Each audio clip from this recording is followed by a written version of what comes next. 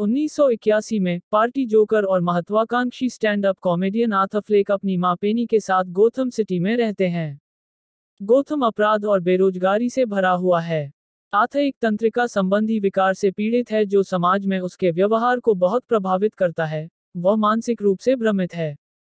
उसके पास असंगत भाषण और स्वर है और तनावपूर्ण स्थितियों के लिए अनुपयुक्त भावनात्मक प्रतिक्रियाएं दिखाता है। उदाहरण के लिए वह घबराहट होने पर बेकाबू हंसी में फूट सकता है। अपराधी द्वारा आर्थर पर हमला करने के बाद उसका सहकर्मी रांडेल उसे सुरक्षा के लिए एक बंदूक देता है। आर्थर अपने पड़ोसी सिंगल मदर सोफी डेमोंट के साथ एक रिश्ते का पीछा करता है और उसे एक नाइट क्लब में अपने स्टैंड अप रूटीन में आमंत्रित करता है।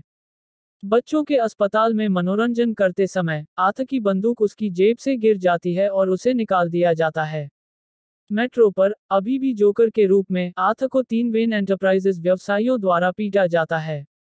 उसने आत्मरक्षा में 2 लोगों को गोली मार दी और तीसरे को ट्रेन से नीचे उतारने से पहले उसे घायल कर दिया और उसे भी मार डाला। हत्याओं की निंदा अरबपति मेयर उम्मीदवार थॉमस वेन द्वारा की जाती है, जो अधिक सफल लोगों से ईर्ष्या करने वालों को जोकर कहते हैं।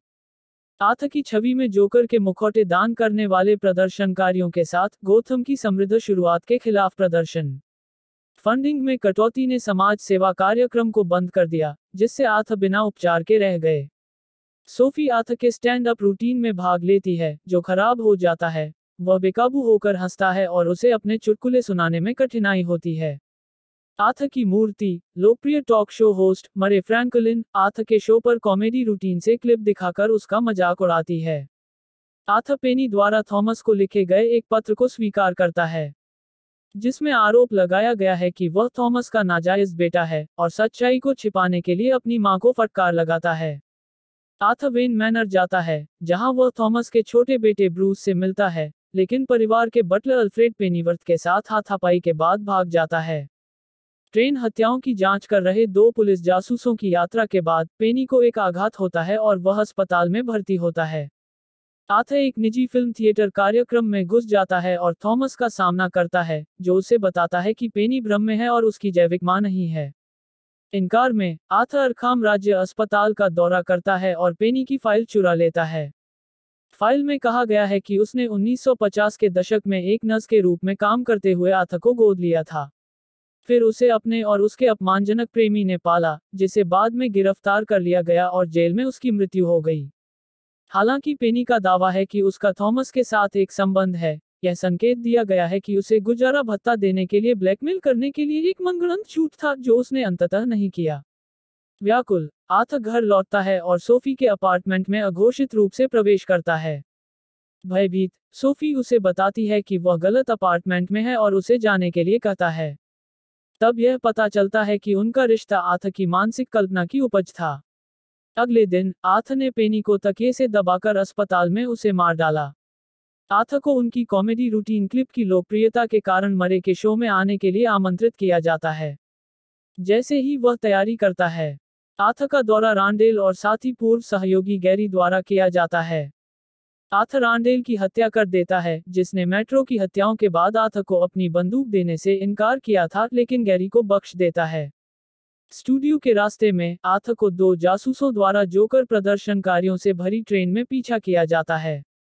एक जासूस गलती से एक प्रदर्शनकारी को गोली मार देता है और दंगा भड़काता है, जिससे आर्थर बच निकलता है। आर्थर के जाते ही दंगाइयों ने जासूसों को बेरहमी से पीटा।